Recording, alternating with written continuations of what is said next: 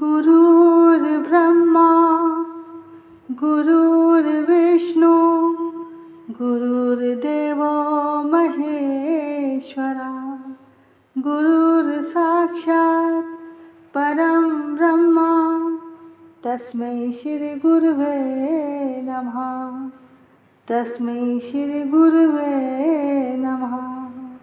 नारायणं नमस्कृत्य नरं चैव नरोत्तमं देवीं सरस्वतीं व्यासं ततो जयमुदीरयेत्। वक्रतुंड महाकाय सूर्यकोटि समप्रभा निर्विघ्नं कुरु मे देव सर्वकार्येषु सर्वदा। अतुलितबलधामं हेमशैलाभदेहं धनुज्वं कृशानं ज्ञानिनां ग्रगण्यं सकलगुणनिधानं वानराणामधीशं रघुपतिप्रियभक्तं वातजातं नमामि। हरे कृष्णा कृष्ण कृष्ण हरे हरे हरे राम राम राम हरे हरे। श्री राधा मेरी स्वामिनी मैं राधा जी को दास। जन्म जन्म मोहे दीजियो श्री वृंदावन वास। जन्म जन्म मोहे दीजियो श्री वृंदावन वास। सब द्वारन को छोड़ के आई आप जी के द्वार। हे वृषभानु की लाडली जरा मेरी ओर निहार। जरा मेरी ओर निहार। श्री कृष्ण गोविंद हरे मुरारी हे नाथ नारायण वासुदेवा। श्री कृष्ण गोविंद हरे मुरारी हे नाथ नारायण वासुदेवा। हे नाथ नारायण वासुदेवा। हे नाथ नारायण वासुदेवा। श्री कृष्ण गोविंद हरे मुरारी हे नाथ नारायण वासुदेवा।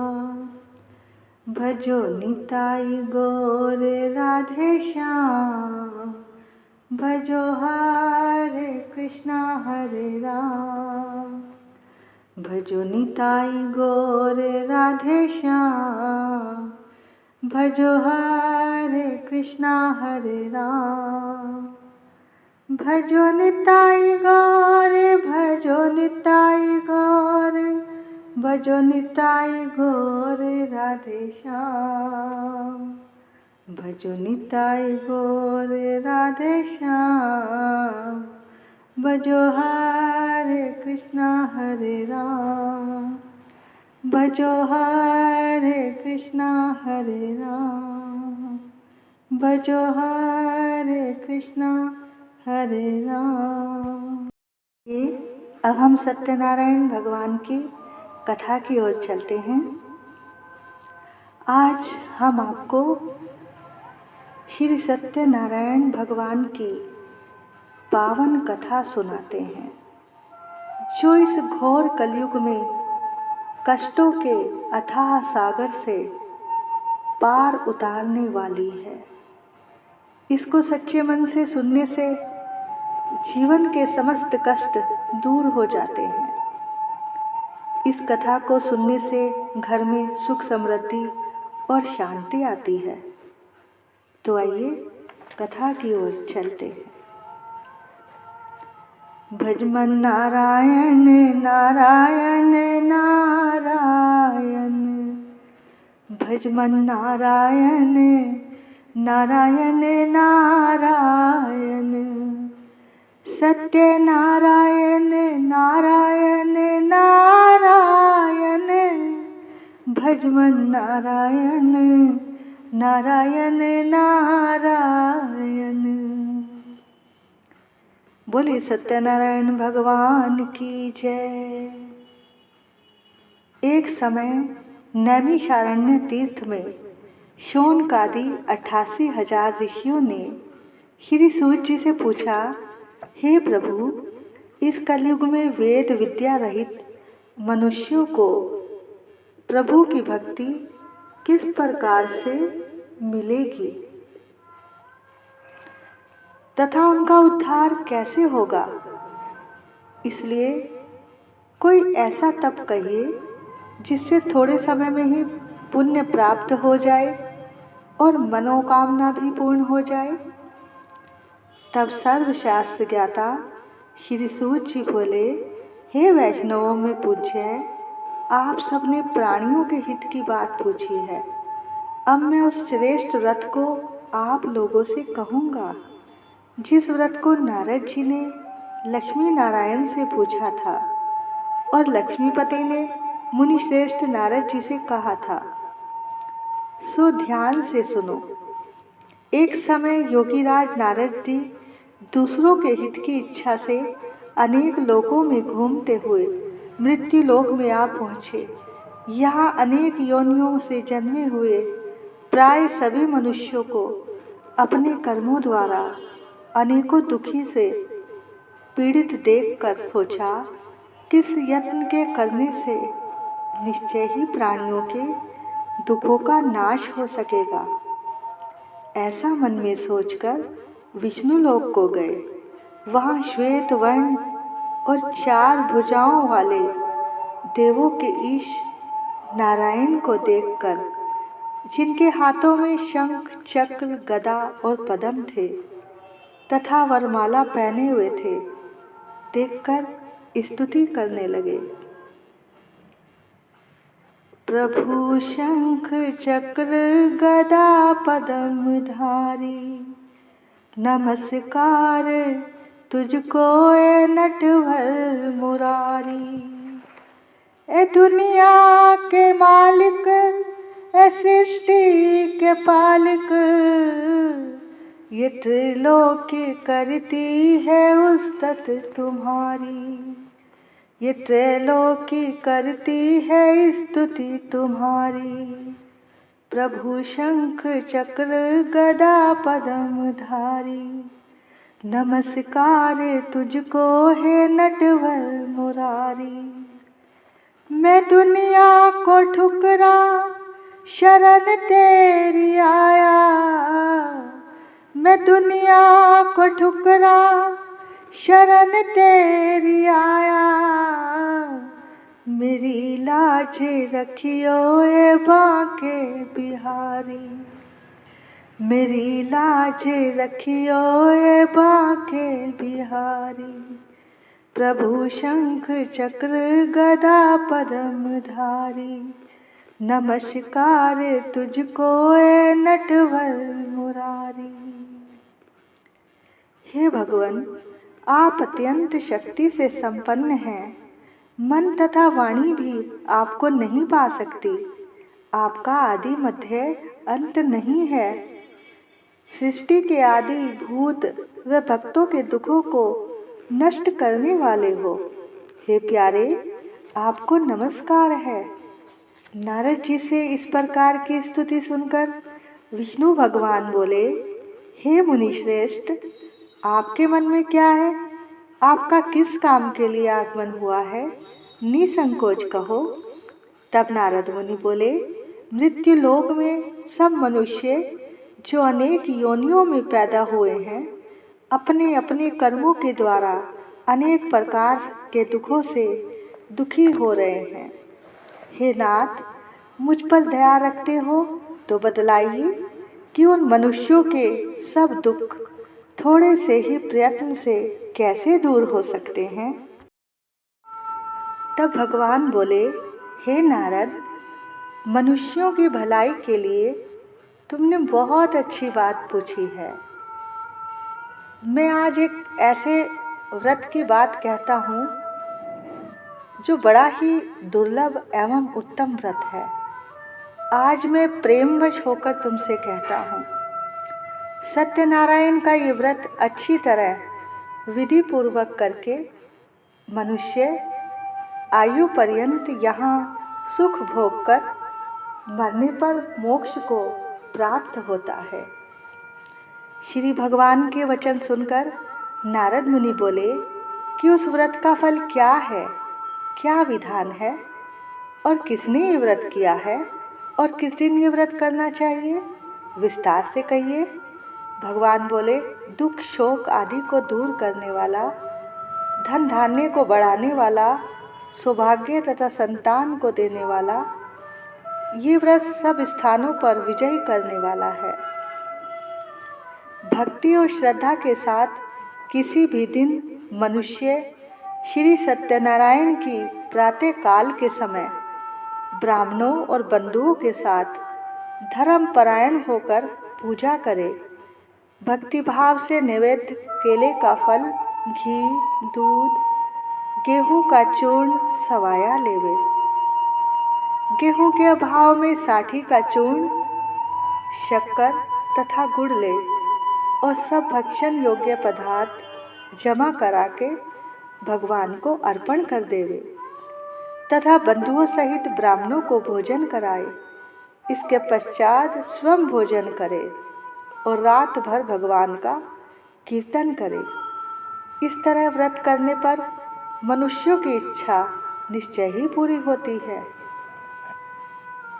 सूत जी बोले, हे ऋषियों, जिसने पहले समय में इस व्रत को किया है उसका इतिहास मैं तुमसे कहता हूँ, ध्यान से सुनो। सुंदर काशीपुरी नगरी में एक अत्यंत निर्धन ब्राह्मण रहता था। वह भूख और प्यास से बेचैन हुआ नित्य पृथ्वी पर घूमता था। ब्राह्मणों से प्रेम करने वाले भगवान ने ब्राह्मण को दुखी देखकर बूढ़े ब्राह्मण का रूप धर उसके पास जा आदर के साथ पूछा, हे विप्र, नित्य दुखी हुआ पृथ्वी पर क्यों घूमता है? हे श्रेष्ठ ब्राह्मण, ये सब मुझसे कहो, मैं सुनना चाहता हूँ। ब्राह्मण बोला, मैं निर्धन ब्राह्मण हूँ, भिक्षा के लिए पृथ्वी पर फिरता हूँ। हे भगवान, यदि आप इसका उपाय जानते हो तो कृपा कर कहो।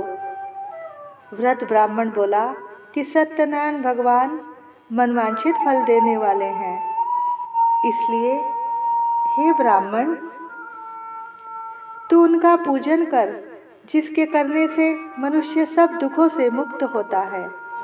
ब्राह्मण को व्रत का सारा विधान बतलाकर बूढ़े ब्राह्मण का रूप धारण करने वाले सत्यनारायण भगवान अंतर्ध्यान हो गए। जिस व्रत को वृद्ध ब्राह्मण ने बतलाया है, मैं उसको अवश्य करूँगा, ऐसा सोचकर उसे रात में नींद भी नहीं आई और सुबह उठ के वो भिक्षा के लिए चला गया। उसको भिक्षा में बहुत सा धन मिला, जिससे उसने बंधु बांधवों के साथ सत्यनारायण जी का व्रत किया। इसके करने से वह ब्राह्मण सब दुखों से छूटकर अनेक प्रकार की संपत्तियों से युक्त हुआ।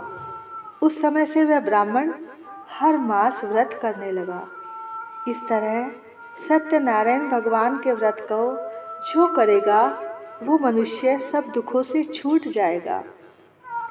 इस तरह नारद जी से नारायण का कहा हुआ ये व्रत मैंने तुमसे कहा। हे विप्रो, मैं अब और क्या कहूँ?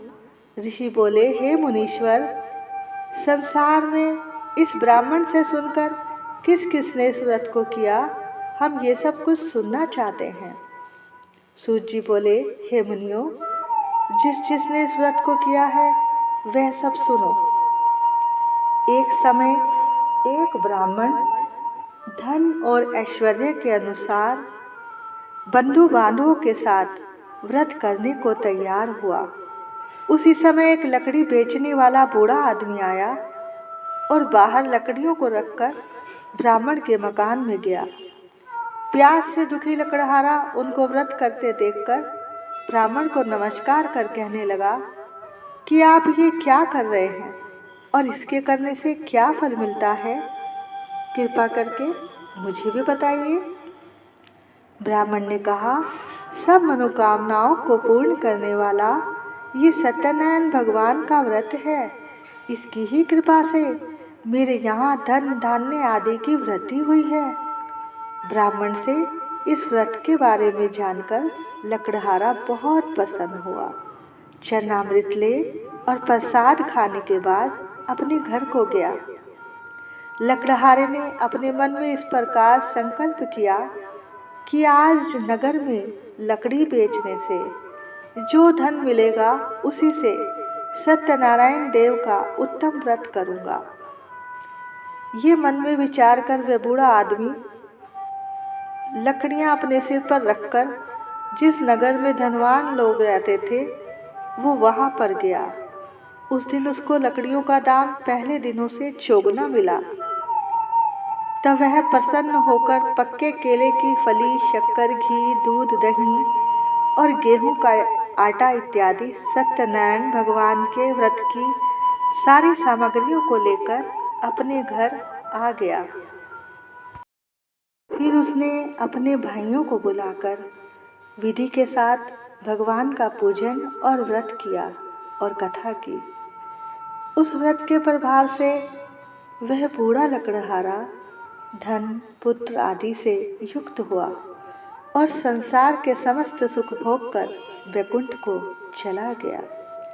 भजमन नारायण नारायण नारायण, भजमन नारायण नारायण नारायण, सत्यनारायण नारायण नारायण, भजमन नारायण नारायण नारायण। सूत जी बोले, हे श्रेष्ठ मुनियों, अब आगे की कथा कहता हूँ, सुनो। पहले समय में उल्कामुख नाम का एक बुद्धिमान राजा था। वह सत्यवक्ता और जितेंद्रिय था। प्रतिदिन देव स्थानों पर जाता तथा गरीबों को धन देकर उनके कष्टों को दूर करता था। उसकी पत्नी कमल के समान मुख वाली और सती साध्वी थी। भद्रशिला नदी के तट पर उन दोनों ने श्री सत्यनारायण जी का व्रत किया। उस समय में वहाँ एक साधु वैश्य आया। उसके पास व्यापार के लिए बहुत सा धन था। वह नाव को किनारे पर ठहराकर राजा के पास आ गया और राजा को व्रत करते हुए देखकर विनय के साथ पूछने लगा, हे राजन, भक्ति युक्त चित्त से ये आप क्या कर रहे हैं? मेरी सुनने की इच्छा है, आप मुझे बताइए। राजा बोला, हे साधु, अपने बांधुओं के साथ पुत्र आदि की प्राप्ति के लिए मैं ये महाशक्तिवान सत्यनारायण भगवान का व्रत व पूजन कर रहा हूँ। राजा के वचन सुनकर साधु आदर से बोला, हे राजन, मुझे भी इस व्रत का सब विधान कहो, मैं भी करूँगा। मेरे भी कोई संतान नहीं है, इससे निश्चय ही होगी। राजा से सब विधि सुनकर वह आनंद के साथ घर गया। साधु ने अपनी स्त्री से संतान देने वाले उस व्रत का समाचार सुनाया और कहा कि जब मेरे संतान होगी तब मैं इस व्रत को करूँगा। साधु ने ऐसे वचन अपनी स्त्री लीलावती से कहे। एक दिन उसकी स्त्री लीलावती पति के साथ आनंदित हो सांसारिक धर्म में प्रवृत्त होकर सत्यनारायण भगवान की कृपा से गर्भवती हो गई तथा 10वें महीने में उसके एक सुंदर कन्या का जन्म हुआ। दिनों दिन वह कन्या बढ़ने लगी जैसे शुक्ल पक्ष का चंद्रमा बढ़ता है। कन्या का नाम कलावती रखा गया। तब लीलावती ने मीठे शब्दों में अपने पति से कहा कि हे स्वामी, जो आपने संकल्प किया था कि भगवान का व्रत करूँगा, अब आप उसे करिए। तब साधु बोला, हे प्रिय, इसके विवाह पर करूँगा। इस प्रकार वो पत्नी को कहकर चला गया नगर की ओर। कलावती पितृगृह में वृद्धि को प्राप्त हो गई। साधु ने जब उसको सखियों के साथ देखा अपनी पुत्री को, तो दूत बुलाकर कहा कि मेरी पुत्री के लिए कोई सुयोग्य वर देखकर लाओ। साधु की आज्ञा पाकर दूत कंचन नगर पहुंचा और वहां पर बड़ी खोज कर देखभाल कर लड़की के लिए एक सुयोग्य वणिक पुत्र को ले आया। उस लड़के के साथ उसने बंधु बांधवों सहित साधु ने अपनी पुत्री का विवाह कर दिया। किंतु दुर्भाग्य से विवाह के समय भी उस व्रत को करना भूल गया। तब श्री भगवान क्रोधित हो गए और श्राप दिया कि तुम्हें दारुण दुख प्राप्त होगा। अपने कार्य में कुशल साधु बनिया अपने जवाई सहित समुद्र के समीप स्थित रतनपुर नगर में गया और वहाँ दोनों ससुर जमाई चंद्रकेतु राजा के उस नगर में व्यापार करने लगे। एक रोज भगवान सत्यनारायण की माया से प्रेरित कोई चोर राजा का धन चुराकर भागा जा रहा था, किंतु राजा के दूतों को आता देखकर चोर ने घबराकर भागते हुए राजा के धन को वहीं चुपचाप रख दिया जहां वो दोनों ससुर और जमाई ठहरे हुए थे। जब दूतों ने उस साधु वैश्य के पास जा राजा के धन को रखा देखा, तो वो दोनों को बांधकर ले गए और राजा से बोले कि ये दो चोर पकड़कर लाए हैं। तब राजा की आज्ञा से उनको कठोर कारावास में डाल दिया गया और उनका सब धन छीन लिया गया। सत्यनारायण भगवान के श्राप द्वारा उनकी पत्नी भी घर पर बहुत दुखी हुई और घर पर जो धन रखा था चोर चुराकर ले गए। अब भूख प्यास से अति दुखी अन्न की चिंता में कलावती एक ब्राह्मण के घर गई। वहां उसने सत्यनारायण भगवान का व्रत होते देखा, कथा सुनी तथा प्रसाद ग्रहण कर को रात को आई। माता ने कलावती से कहा, हे पुत्री, अब तक कहाँ रही? तेरे मन में क्या है? कलावती बोली, हे माता, एक ब्राह्मण के घर श्री सत्यनारायण भगवान का व्रत देखा है। कन्या के वचन सुनकर लीलावती भगवान के पूजन की तैयारी करने लगी। तब लीलावती ने परिवार और बंधुओं के साथ श्री सत्यनारायण भगवान का पूजन किया और वर मांगा कि मेरे पति और दामाद शीघ्र आ जाएं। साथ ही प्रार्थना की कि हम सबका अपराध क्षमा करो, क्षमा करो। सत्यनारायण भगवान इस व्रत से संतुष्ट हो गए और राजा चंद्रकेतु को स्वप्न में दर्शन देकर कहा, हे राजन, दोनों वैश्यों को प्रातः ही छोड़ दो और उनका सब धन जो तुमने ग्रहण किया है दे दो, नहीं तो मैं तेरा धन, राज्य, पुत्र आदि सब नष्ट कर दूंगा। राजा से ऐसे वचन कहकर भगवान अंतर ध्यान हो गए। प्रातःकाल राजा चंद्रकेतु ने सभा में अपना स्वप्न सुनाया। फिर दोनों वणिक पुत्रों को कैद से मुक्त कर सभा में बुलाया। दोनों ने आते ही राजा को नमस्कार किया। राजा मीठे वचनों से बोला, हे महानुभाव, भाविवश ऐसा कठिन दुख प्राप्त हुआ है, अब तुम्हें कोई भय नहीं है। ऐसा कहकर राजा ने उनको नए नए वस्त्र आभूषण पहनाए तथा जितना धन लिया था उससे दुगना देकर उनको विदा कर दिया। अब दोनों अपने घर की ओर चल दिए। सूत जी बोले, वैश्य ने मंगलाचार करके यात्रा आरंभ की और अपने नगर को चला।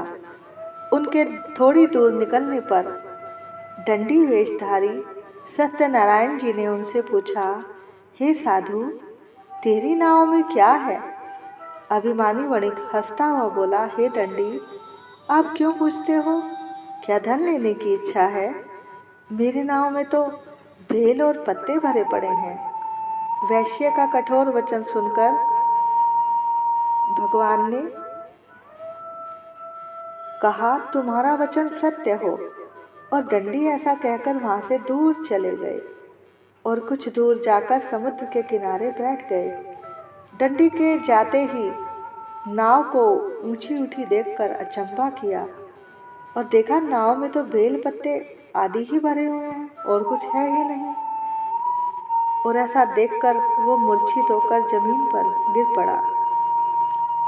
मूर्छा खुलने पर अत्यंत शोक प्रकट करने लगा।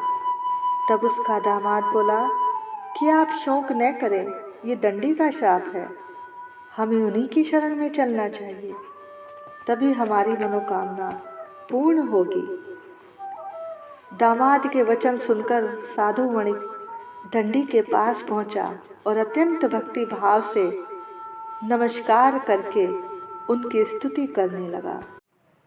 हुआ है अपराध मुझसे भारी, क्षमा हो स्वामी, क्षमा हो स्वामी। न समझी माया प्रभु तुम्हारी, क्षमा हो स्वामी, क्षमा हो स्वामी। मैं नाम तेरा लिया करूँगा, तुम्हारी पूजा किया करूँगा। मैं नाम तेरा लिया करूँगा, तुम्हारी पूजा किया करूँगा। जो बिगड़ी मेरी तुमने सवारी, क्षमा हो स्वामी, क्षमा हो स्वामी। हुआ है अपराध मुझसे भारी, क्षमा हो स्वामी, क्षमा हो स्वामी। दर पे तेरे आए सवाली, भर देना झोली जाए ना खाली, भर देना झोली जाए ना खाली। हम तो हैं दाता तेरे दर के भिखारी, हम तो हैं दाता तेरे दर के भिखारी। क्षमा हो स्वामी, क्षमा हो स्वामी। हुआ है अपराध मुझसे भारी, क्षमा हो स्वामी, क्षमा हो स्वामी। जब उसने इतने प्यार से स्तुति की तब भगवान प्रसन्न होकर उसकी इच्छा अनुसार उसको वर देकर अंतर्ध्यान हो गए। तब उन्होंने नाव पर आकर देखा कि नाव धन से परिपूर्ण है। फिर वह भगवान सत्यनारायण का पूजन कर साथियों सहित अपने नगर को चला। जब अपने नगर के निकट पहुंचा तब दूत को घर भेजा। दूत ने साधु के घर जा उसकी स्त्री को नमस्कार कर कहा कि साधु अपने दामाद सहित इस नगर के समीप आ गए हैं। ऐसा वचन सुन साधु की स्त्री ने बड़े हर्ष के साथ सत्यदेव का पूजन कर पुत्री से कहा, मैं अपने पति के दर्शन को जाती हूँ, तू कार्य पूर्ण कर शीघ्र आना। माता के ऐसे वचन सुनकर कलावती प्रसाद छोड़कर पति के पास गई। प्रसाद की अवज्ञा के कारण सत्यनारायण दुष्ट हो गए। उसके पति को नाव सहित पानी में डुबो दिया। कलावती अपने पति को न देखकर रोती हुई जमीन पर गिर पड़ी। इस तरह नौका को डूबा हुआ तथा कन्या को रोता देखकर साधु दुखी होकर बोला कि हे प्रभु, मुझसे या मेरे परिवार से जो भूल हुई है उसे क्षमा कीजिए। आप तो दयालु हो, कृपालु हो, कृपा करते हो, हम पर भी कृपा कीजिए। तभी आकाशवाणी हुई कि साधु, तेरी कन्या मेरे प्रसाद को छोड़कर आई है, इसलिए इसका पति अदृश्य हुआ है। यदि वह घर जाकर प्रसाद खाकर लौटे तो इसे पति अवश्य मिलेगा। ऐसी आकाशवाणी सुनकर कलावती ने घर पहुंचकर प्रसाद खाया, फिर आकर पति के दर्शन किए। तत्पश्चात साधु ने बंधु बांधवों सहित सत्यदेव का विधि पूर्वक पूजन किया। उस दिन से वह प्रत्येक पूर्णिमा को सत्यनारायण भगवान का पूजन एवं कथा करने लगा और फिर इस लोक का सुख भोग कर अंत में स्वर्ग लोक को गया। सूत जी बोले, हे ऋषियों, मैं और भी कथा कहता हूँ, सुनो। प्रजा पालन में लीन तुंगध्वज नाम का एक राजा था। उसने भी भगवान का प्रसाद त्याग कर बहुत दुख पाया। एक समय वन में जाकर वन्य पशुओं को मारकर पड़ के नीचे आया। वहां उसने ग्वालों को भक्ति भाव से बांधवों सहित सत्यनारायण जी का पूजन करते देखा, लेकिन राजा अभिमानवश वहां नहीं गया और ना ही उसने नमस्कार ही किया। जब ग्वालों ने भगवान का प्रसाद उसके आगे रखा तो प्रसाद को त्याग कर अपनी सुंदर नगरी को चला गया। वहां जाकर उसने अपना सब कुछ नष्ट पाया तो वह जान गया कि ये सब भगवान ने किया है। तब वह विश्वास कर ग्वालों के पास गया और विधि पूर्वक पूजन कर प्रसाद खाया तो सत्यदेव की कृपा से जैसा पहले था सब वैसा ही हो गया। फिर दीर्घ काल तक सुख भोग कर मरने पर स्वर्ग लोक को गया। जो मनुष्य इस परम दुर्लभ व्रत को करेगा, भगवान की कृपा से उसे धन धान्य की प्राप्ति होगी तथा सब मनोरथ पूर्ण होकर अंत में वैकुंठ धाम को जाता है। जिन्होंने पहले इस व्रत को किया, अब उनके दूसरे जन्म की कथा कहता हूँ। वृद्ध शतानंद ब्राह्मण ने सुदामा का जन्म लेकर मोक्ष को पाया। उल्कामुख नाम का राजा दशरथ होकर वैकुंठ को प्राप्त हुआ। साधु नाम के वैश्य ने मोर ध्वज बनकर अपने पुत्र को आरे से चीरकर मोक्ष को प्राप्त किया। महाराज तुंगध्वज ने स्वयंभू होकर भगवान में भक्ति युक्त कर्म कर मोक्ष को प्राप्त किया। बोलो सत्यनारायण भगवान की जय, विष्णु भगवान की जय। आइए अब सभी खड़े हो जाइए, आरती करेंगे। जय लक्ष्मी रमणा स्वामी, जय लक्ष्मी रमणा। सत्यनारायण स्वामी, सत्यनारायण स्वामी, जनपातक हरणा। जय लक्ष्मी रमणा। रतन जड़ित सिंहासन अद्भुत छवि राजे, स्वामी अद्भुत छवि राजे। नारद करत निरत नित घंटा ध्वनि बाजे। जय लक्ष्मी रमणा। प्रगट भये कलि कारण, द्विज को दरस दियो। बूढ़ो ब्राह्मण बन कर, बूढ़ो ब्राह्मण बन कर कंचन महल कियो। जय लक्ष्मी रमणा। दुर्बल भील कराल इन पर कृपा करी। चंद्रचूड़ एक राजा जिनकी विपत्ति हरी। जय लक्ष्मी रमणा। वैश्य मनोरथ पायो, श्रद्धा तज दीनी। सो फल भोग्यो प्रभु जी, सो फल भोग्यो प्रभु जी फिर स्तुति कीनी। जय लक्ष्मी रमणा भाव भक्ति के कारण छिन छिन रूप धर्यो श्रद्धा धारण कीनी तिनको काज सरयो। जय लक्ष्मी रमणा ग्वाल बाल संग राजा वन में भक्ति करी मन वांछित फल दीना दीन दयाल हरि। जय लक्ष्मी रमणा चढ़त प्रसाद सवाया कदली फल मेवा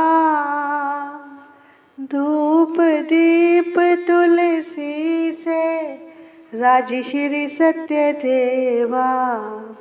जय लक्ष्मी रमणा श्री सत्यनारायण जी की आरती जो कोई नर गावे स्वामी जो कोई नर गावे कहत शिवानंद स्वामी कहत हरि हर स्वामी मनवांछित फल पावे। जय लक्ष्मी रमणा जय लक्ष्मी रमणा स्वामी जय लक्ष्मी रमणा। सत्यनारायण स्वामी जन पातक हरणा। जय लक्ष्मी रमणा। आज कार्तिक मास का और कार्तिक प्रेम कथाओं का विश्राम दिवस है। वैसे तो कल 8 को इसका विश्राम दिवस है, पर कल ग्रहण है तो सब मंदिर बंद होंगे। तो कल आप ऐसा करना, सारा दिन भगवान का भजन और नाम जाप करना, या फिर आप ऐसा करना कि पहले दिन से लेकर आज के दिन तक की जो भी कार्तिक मास की प्रेम कथा है, आपको जो भी सुनाई है, अगर किसी की रह गई है तो उसको अवश्य सुन ले। अगर सारी भी सुनी है तब भी आप दोबारा सुन सकते हैं। तो भैया राधा रानी की कृपा से हमने आपको कार्तिक प्रेम कथा सुनाई और आप सबने बड़े प्रेम से इसका श्रवण किया। देखो, ना तो हम कोई ज्ञानी है, ना विद्वान है, और ना हमारी कोई सामर्थ्य है कथा सुनाने की। ये तो किशोरी जी की कृपा से ही उसका गुणगान होता है, और उन्हीं की कृपा से उनकी कथाओं को कोई कह पाता है और कोई सुन पाता है। तो आप पर भी उनकी बहुत बहुत कृपा है, जो आप सबने बड़े प्रेम से इन कथाओं का श्रवण किया। देखो, कितना सुंदर दिव्य महीना था जिसमें आप सबने प्रभु की दिव्य कथाओं का श्रवण किया, और हमने टूटी फूटे शब्दों में सुनाया आपको। जितने भी श्रोताओं ने इस कार्तिक प्रेम कथा का श्रवण किया है, मैं उन सबके लिए मंगल की कामना करती हूँ वृंदावन से। इन लास्ट के 5 दिनों में राधा रानी की कृपा से हम राधा कुंड जाकर स्नान करते रहे और कर रहे हैं, और वहाँ आप सबकी हाजिरी भी लगवाते रहे। आप सबकी तरफ से एक बहुत बड़े दिए में बहुत सारी बत्तियां भी जलाकर राधा रानी से आप सबके लिए हमने प्रार्थना भी की है कि जितने भी भक्त इन कथाओं को सुन रहे हैं, हे किशोरी जी, हे राधा रानी, हे प्यारे ठाकुर जी, उन सबके जन्मों जन्मों के पाप आप समाप्त कर देना और उनको अपनी भक्ति देना, प्रेम देना और उनकी जो भी मनोकामना है उसको पूर्ण करना। तो आपने चाहे अपने घर में बैठकर ही कथा सुनी है, पर यहाँ वृंदावन में राधा रानी के चरणों में आप सबकी हाजिरी लगती रही है। अगर कथा सुनाने में कोई गलती हो गई हो तो आप सबसे क्षमा चाहूँगी। देखो, हमें तो आप सबका आशीर्वाद ही चाहिए। अब आगे किशोरी जी हमसे जो भी कथा की सेवा करवाएंगी वो आपको बता दिया जाएगा। जल्दी ही फिर से प्रभु प्रेम की कोई नई चर्चा होगी। आप सबका साथ और आशीर्वाद हम पर बना रहे। देखो, हम तो राधा रानी को किशोरी निकुंज में बैठकर उनकी ही कथा सुनाते थे। ये तो किसी भक्त ने इसको YouTube पर हमारे चैनल बनाकर उस पर डाल दिया, तो आप सबने भी इसका श्रवण किया। तो भैया उस भक्त का भी बहुत बहुत धन्यवाद जिसने ये सब किया और आप तक इस कथाओं को पहुंचाया। उन पर भी, उनके परिवार पर भी राधा रानी की कृपा बनी रहे और आगे भी वो ये सेवा करती रहे। तो भैया आप सबको एक बार फिर से वृंदावन से राधे राधे, राधे राधे, प्रणाम, वंदन।